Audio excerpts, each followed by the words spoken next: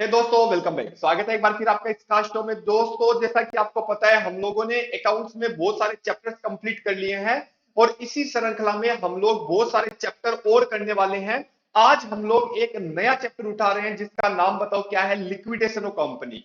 बात आती है सर, ये कौन सी यूनिट से डील करता है? दोस्तों, ये जो यूनिट है वो आपकी यूनिट रहेगी यूनिट नंबर 5।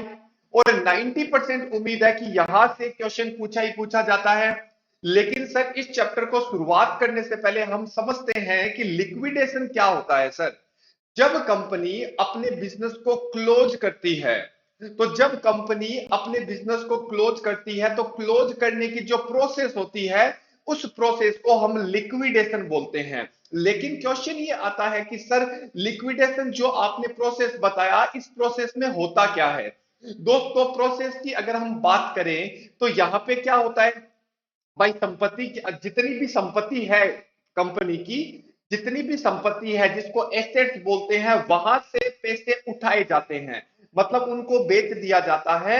वहां से जो पैसा आया है उसमें से जो जो लोग कंपनी से पैसा मांग रहे हैं, जो बाहर वाले हो सकते हैं, मतलब सारे क्रेडिटर को पेमेंट कर दिया जाता है। और लास्ट में कुछ पैसा बच जाता है तो शेयर होल्डर को पेमेंट कर दिया, सॉरी, बांट दिया जाता है। तो इसका मतलब एग्जाम के पॉइंट ऑफ व्यू से थोड़ा सा तैयार रहो कि लिक्विडेशन क्या होता है। सर, लिक्विडेशन वो प्रोसेस होती है जिसमें बिजनेस को क्या किया जाता है? क्लोज किया जाता है, जिसमें सारी संपत्तियां, जो कंपनी के पास संपत्तियां बच गई, उसको बेच के उसको मतलब रिलाइज किया जाता है पैसों को। और जो पैसा आता है उसमें से क्रेडिटर्स को पेमेंट कर देते हो और जो पैसा बनता है वो शेयर होल्डर को दे दिया जाता है। इस पूरी प्रोसेस को बोलते हैं लिक्विडेशन। लेकिन दोस्तों, क्वेश्चन ये आता है कि सर, इस चैप्टर में हम अकाउंटिंग कैसे करेंगे? दोस्तों, अकाउंटिंग ही समझनी है अपन को। इवन थोड़ी थ्योरी मैंने आपको पढ़ाई है, बेसिक मैंने आपको समझाया है, लेकिन अल्टीमेटली अपना टारगेट है कि सर, जब लिक्विडेशन होता है तो इस लिक्विडेशन को हम अकाउंट्स के रूप में कैसे देखते हैं, कैसे इसकी अकाउंटिंग करते हैं, उसको हमें समझना बहुत ज्यादा जरूरी है। दोस्तों, अब एक बात बताओ, एक कॉन्सेप्ट और आएगा इसमें, आओ समझते हैं। कॉन्सेप्ट क्या है? कॉन्ट्रीब्यूटरी। सर, कॉन्ट्रीब्यूटरी कौन होता है? एग्जाम में शॉर्ट नोट पूछा जाता है कि सर, कॉन्ट्रीब्यूटरी कौन होता है? दोस्तों, कॉन्ट्रीब्यूटरी का मतलब होता है वो इंसान, ये लोग छोटे छोटे बंदे हैं, ये इंसान क्या करते हैं? ये पर्सन, इसको अपन क्या बोल सकते हैं दोस्तों? ये पर्सन है। वो पर्सन जो, जब भी लिक्विडेशन होता है, जब भी वाइंडिंग अप होता है, तो ऐसी सिचुएशन में कुछ लोग पैसा देने के लिए लाइबल होते हैं बाहर वालों को। मतलब जैसे सपोज करो, एक कंपनी है जिसका समापन हो रहा है और समापन हो रहे हैं तो लोग उससे पैसा मांग रहे हैं। वो पैसा किन से लेके आएंगे? वो पैसा जिन लोगों से लेके आएंगे जो कि ये पैसा चुकाने के लिए लाइबल होते हैं, उनको हम बोलते हैं कॉन्ट्रीब्यूटरी। सर, कोई दिक्कत नहीं है। अब क्वेश्चन आता है कि सर, जब कॉन्ट्रीब्यूटरी बोलते हैं तो ये जो पर्सन जो आपने लिखा है, ये जो पर्सन आपने लिखा है, इस पर्सन का मतलब बताओ, ये कौन है? तो दोस्तों, इसमें इन पर्सन को बोला जाता है मेंबर ऑफ कंपनी। ये कंपनी के मेंबर होते हैं। और ये मेंबर दो प्रकार के हो सकते हैं। एक होते हैं परजेंट मेंबर और एक होते हैं पास्ट मेंबर। जो परजेंट मेंबर होते हैं उनको एक कैटेगरी में बांट दिया जाता है, इसका मतलब उसको लिस्ट ए में डाल दिया जाता है। और जो आपके बाकी बच गए, जो पास्ट मेंबर होते हैं, उनको हम लोग कैटेगरी बी में बांट देते हैं। इसका मतलब सर, आप ये बोलना चाहते हो कॉन्ट्रीब्यूटरी वो पर्सन होते हैं जो कंपनी में लाइबल होते हैं पैसा चुकाने के लिए। उन कॉन्ट्रीब्यूटरी को क्या बोला जाता है? मेंबर्स ऑफ कंपनी होते हैं। ये मेंबर दो प्रकार के होते हैं। बताओ कौन कौन से मेंबर होंगे दोस्तों? ये मेंबर जो होते हैं, वो नंबर एक होता है परजेंट और नंबर दो होता है पास्ट। परजेंट को ए कैटेगरी में डाल देते हैं, मतलब ए लिस्ट में डाल देते हैं। और जो आपके पास्ट होते हैं वो आपके बी लिस्ट में डाल दिए जाते हैं, मतलब बी लिस्ट कंट्रीब्यूटरी और ए लिस्ट कंट्रीब्यूटरी।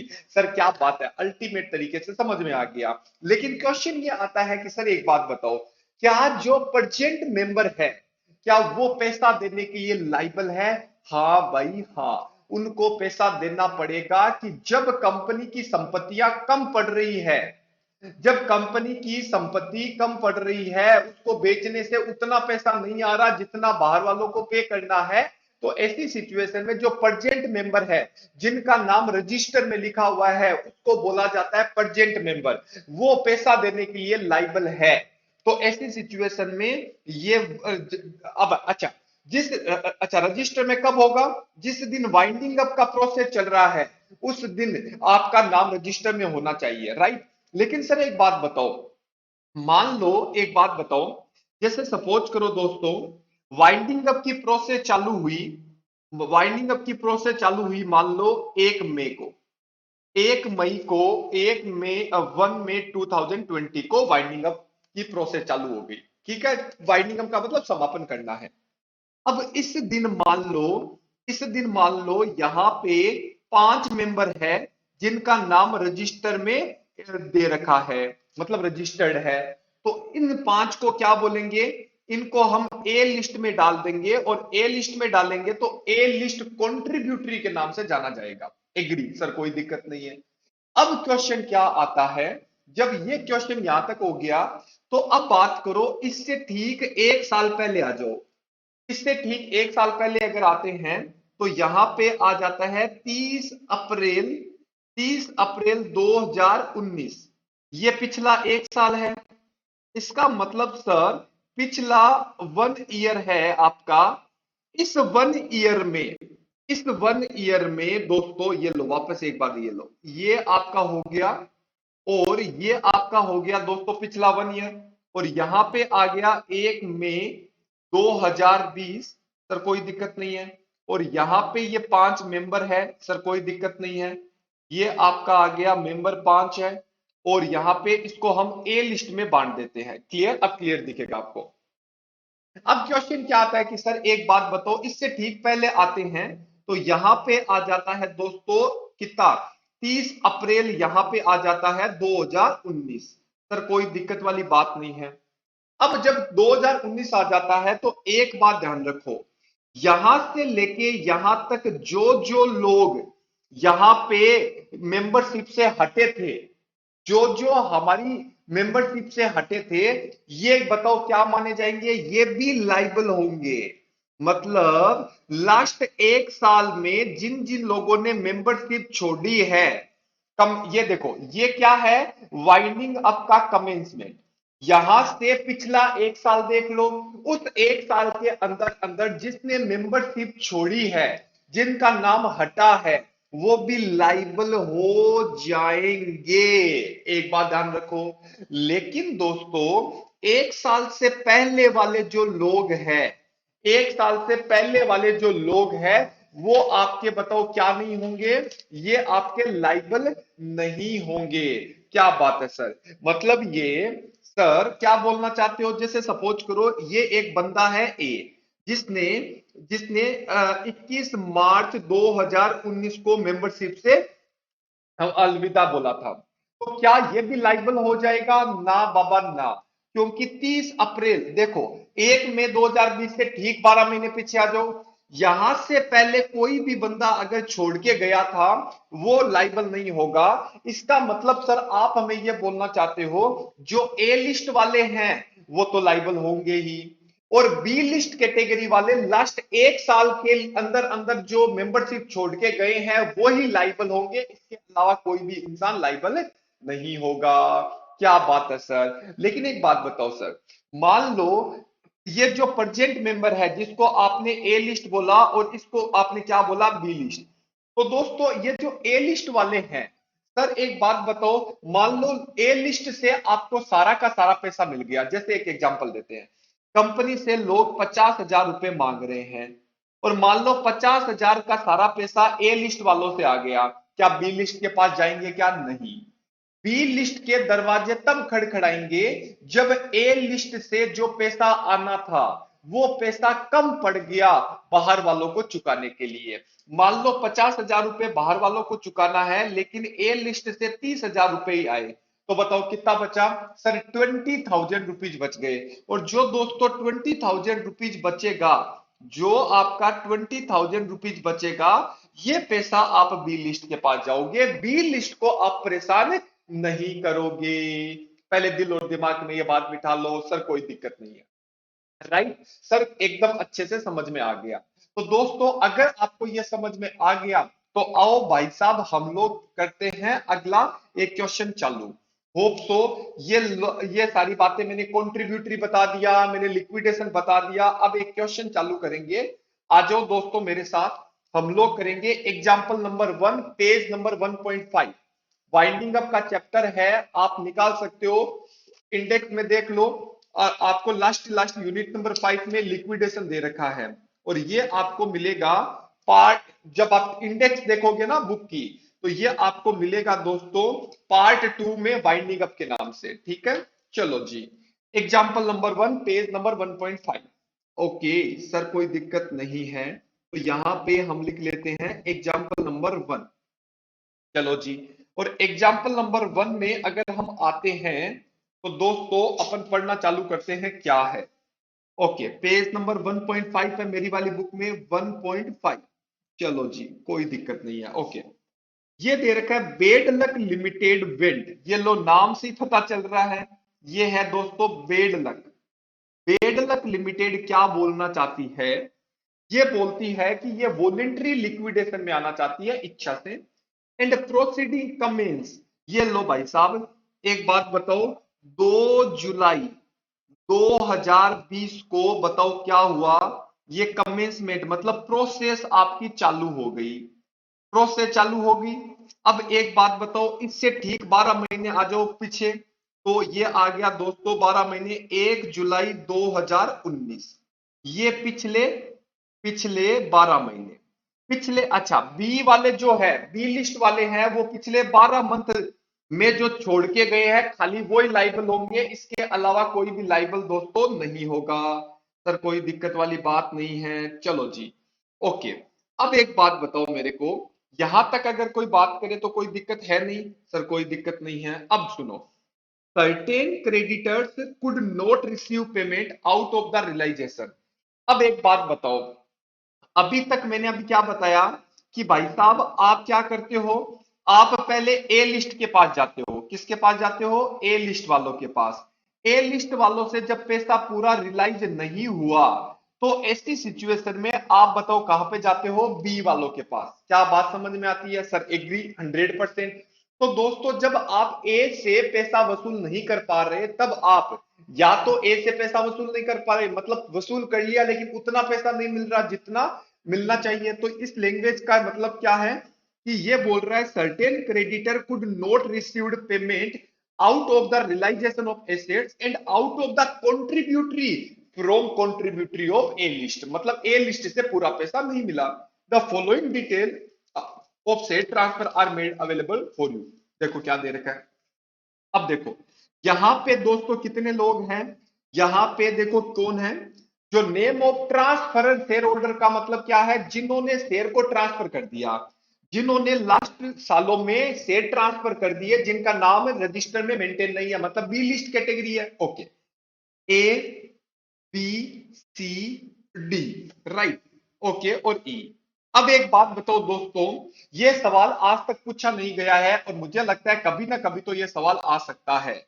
अब एक बात बताओ, ए बी सी, अब इन्होंने शेयर कब ट्रांसफर किया था, इन्होंने 1 मार्च 2019 को ट्रांसफर किया था, इन्होंने 16/8/19 को ट्रांसफर किया था, इन्होंने 1 अक्टूबर 1 अक्टूबर 19 को डिसाइड किया था, इन्होंने 1/12/19 को डिसाइड किया था, और इन्होंने 1/4/2020 को ट्रांसफर किया था। मेरे को बताओ जब जब ट्रांसफर हुआ है, जब जब ट्रांसफर हुआ है, क्या ये 12 महीने के अंदर अंदर है क्या, तो आपको यहां से यहां तक देखना है, आपको ये देखना है क्या 1 जुलाई के बाद आ रहा है क्या कोई। देखो 1/3/19, तो ये तो 1 जुलाई से पहले है, मतलब इससे आप कुछ भी नहीं ले सकते क्योंकि ये 12 महीने के बाहर चला गया। अच्छा 16/8, मतलब जुलाई के बाद जो भी आ रहा है इसको ले लेंगे, इसको ले लेंगे, इसको ले लेंगे, इसको ले लेंगे, क्योंकि ये 1/10 है, ये 1/12 है, और ये आपका 7/4 हो गया। क्या आपको समझ में आया। अच्छा इन्होंने कितने शेयर ट्रांसफर किए थे दोस्तों, इसने 1000 इसने 1250, इसने 500, ओके, इसने 2000 और इसने बताओ 250। इसका मतलब क्या हुआ कि भाई जिसके पास जितने शेयर थे वो उतना ही तो लाइबल है, उतना ही लाइबल है। और एक बात ध्यान रखना, जिस दिन किसी इंसान ने, जैसे मैं आपको बताता हूं, इसने बताओ ट्रांसफर कब किया, 16/8/19 को, तो 16/8/19 के दिन जितनी लाइबिलिटी कंपनी की थी वो उतनी लाइबिलिटी में से ही अपना पैसा देने का हकदार है। मतलब जिस दिन उसने उसने ट्रांसफर किया थे, उसके बाद अगर आपने कोई कंपनी में कांड किए तो उसके लिए वो लाइबल नहीं होगा। वो बोलेगा कि मैंने 16/8/19 को से ट्रांसफर कर दिए थे, उस दिन की जितनी लाइबिलिटी थी उसमें से मैं अपना हिस्सा देने के लिए तैयार हूं, इसके अलावा मैं आपको कोई हिस्सा नहीं दूंगा। राइट, ओके जी। ऑल द शेयर ऑफ कितने रुपए है, 10 रुपए, जिसमें से 5 रुपए आपको मिल गए हैं paid up. Okay, ignoring other detail like liquidator expenses. अब देखो, इसके पास 1000 है, इसको तो भूल जाओ, ऐसे मान लो ये तो आपकी जिंदगी में था ही नहीं। अब एक बात बताओ, जिस दिन जिस दिन ट्रांसफर हुआ था उस दिन बताओ लाइबिलिटी कितनी थी, 8000। उसके बाद कितनी थी सर, 10,750 रुपए बढ़ गई, और बताओ 13,000 रुपए तक आ गई, और यहां पे 15,000 रुपए तक। तो एक बात बताओ, जब बी नेट से ट्रांसफर किए थे उस दिन कंपनी की लाइबिलिटी कितनी थी, 8000। तो ये तो भाई साहब 8000 की लाइबिलिटी जितनी थी उसमें से अपना हिस्सा देने के लिए तैयार है। बाद में अगर लाइबिलिटी बढ़ी है तो हम तो हकदार नहीं, हम तो देने के लिए हकदार नहीं है। होप सो आपको मेरी बात बहुत अच्छे से समझ में आ गई, कोई दिक्कत वाली बात नहीं है। चलो जी, ओके, आओ भाई, अपन बनाते हैं, क्या बनाना है, स्टेटमेंट। अपन को लाइबिलिटी बतानी है, कितना कितना पैसा लेके आएंगे। तो अपन क्या बनाएंगे दोस्तों, अपन बनाएंगे statement of liability, statement of liability of, बताओ, B list credit contributor, B list, right, B list contributor. अब इसका फॉर्मेट क्या रहेगा, देखो, इसने कब ट्रांसफर किया, डेट, राइट। अच्छा, जिस दिन ट्रांसफर किया था उस दिन आउटस्टैंडिंग कितनी थी, मतलब क्रेडिटर आउटस्टैंडिंग क्या थी दोस्तों, क्लियर। अच्छा, उसके बाद कितना इंक्रीमेंटल हुआ, इंक्रीमेंटल का मतलब एक जने के छोड़ने के बाद इंक्रीमेंटल क्या हुआ। अच्छा, उसके बाद बताओ किस किस से पैसा लेंगे, बी सी डी और ई, चार लोगों से आप पैसा लोगे। मेरे हिसाब से आपको कोई दिक्कत नहीं है। मेरे को बताओ आपने पैसा कब कब लेना है, स्टेटमेंट ऑफ लाइबिलिटी आपको दे रखा है डेट, मेरे को बताओ ये रही डेट 16/8 को। तो यहां पे काम करते हैं, पहले लिख देते हैं 16 अगस्त। अच्छा, यहां पे एक काम करते हैं, नहीं, रुको, मेरे को बताओ इसके इन बी के पास कितने शेयर है, 1250 शेयर थे, सी के पास 500 शेयर, डी के पास 2000 शेयर, और सी ई के पास 250। अच्छे से समझना, सवाल बड़ा ही अच्छा है, राइट। और एक सवाल करके जाना है एग्जाम के पॉइंट ऑफ व्यू से। अभी तक इवन मैं आपको बार बार बोल रहा हूं, अभी तक ऐसा सवाल पूछा नहीं गया है, और कब पता पूछ ले तो अच्छे से प्रिपेयर रहो, ठीक है, ओके। अब यहां पे ये टोटल जुड़ेगा नहीं, लेकिन हमें ये लिखना है ताकि हमें पता रहे कि इसके पास इतने इतने शेयर थे। अब यहां पे हम लोग क्या लिखेंगे, डेट, बताओ, पहली 16/8/19 को, फिर अगली आ गई 1/10/19 को, उसके बाद आपका आया 1/12/19 को, उसके बाद 1/4/19 को। क्लियर है सर, सॉरी 20 को। ये लोग हैं, ये ट्रांसफर हुआ था, और बी सी डी ई आपका पैसा देने के लिए लाइबल है। अब एक बात बताओ, क्रेडिटर आउटस्टैंडिंग कितनी है, जिस दिन यहां पे, पहले यहां पे देखो ट्रांसफर इस दिन हुआ है, तो जब इस दिन ट्रांसफर हुआ था तो लाइबिलिटी कितनी थी, 8000। फिर बताओ कितनी हो गई, 10,750। फिर इस दिन ट्रांसफर हुआ तो लाइबिलिटी सर 13,000, और उसके बाद लाइबिलिटी कितनी हो गई, 15,000। क्या बात है सर, अच्छे से समझ में आ गया। अब एक बात बताओ, 8,000 से तो चालू होगा, बाद में बताओ आपकी लाइबिलिटी कितनी बढ़ गई, सर 2,750 रुपए से बढ़ गई। फिर बताओ कितनी और बढ़ गई, सर अपनी बात करें तो ये 2,250 रुपए से और बढ़ गई। और फिर बताओ कितने से बढ़ गई, अपनी 2 अपनी, ओके 2250, और फिर बताओ कितनी और बढ़ गई, ये आपकी होगी 2000 रुपए से और बढ़ गई। ध्यान से सुनना। अब एक बात बताओ, अब ये जो 8000 की लाइबिलिटी है भाई, 16/8/19 को जिस दिन ट्रांसफर हुआ उस दिन बताओ लाइबिलिटी कितनी थी सर, 8000 रुपए।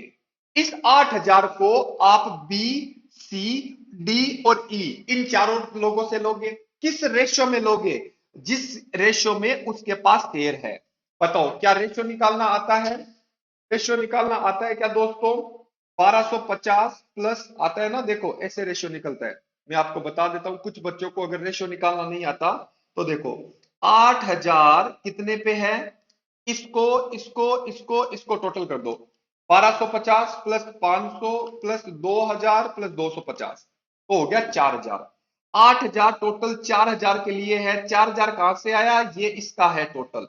रेशियो ऐसे निकालते हैं, इनटू 1250 के लिए क्या होगा, 1250 के लिए क्या होगा, तो 8000 डिवाइड 4000 के लिए है, तो 1250 के लिए क्या होगा, तो ये दोस्तों आ गया 2500।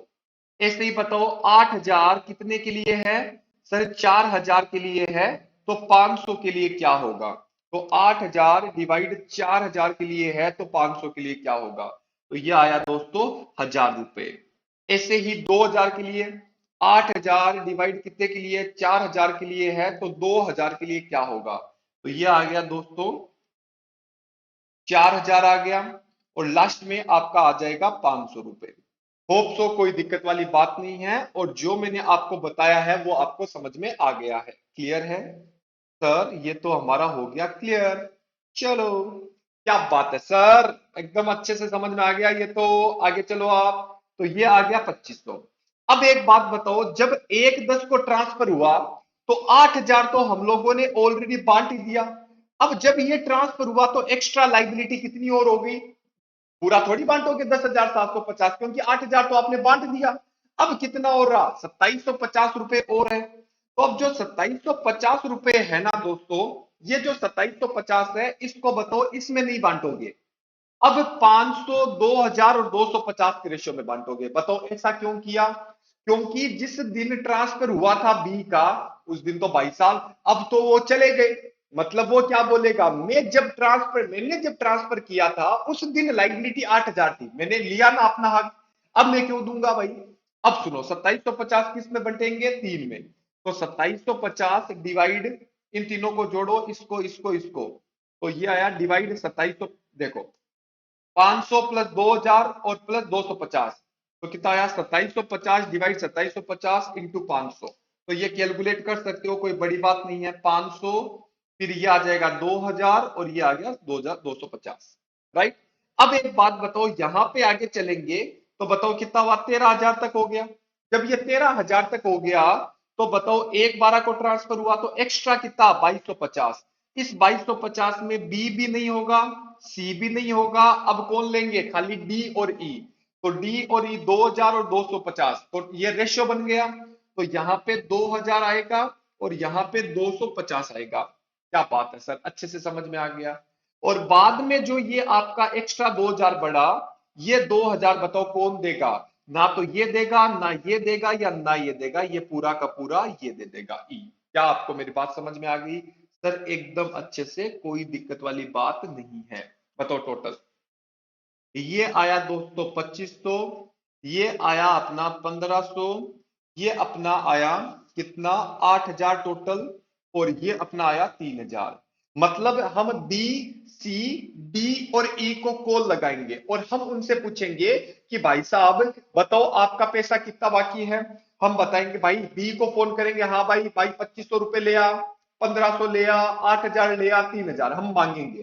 तो ये अपन क्या बोलेंगे? मैक्सिमम अमाउंट, मैक्सिमम अमाउंट, ध्यान से सुनना, maximum amount payable by contributor. भाई मैक्सिमम अमाउंट, ये देखो बी बोलेगा मैं तो 2500 रुपए। अच्छा एक बात बताओ, ध्यान से सुनना, क्रेडिटर को अगर हम बात करें तो इतना इतना पे करना है क्रेडिटर को, 2500, 1500, 8000 और 3000, राइट। लेकिन हम इनसे कितना पैसा मंगा सकते हैं?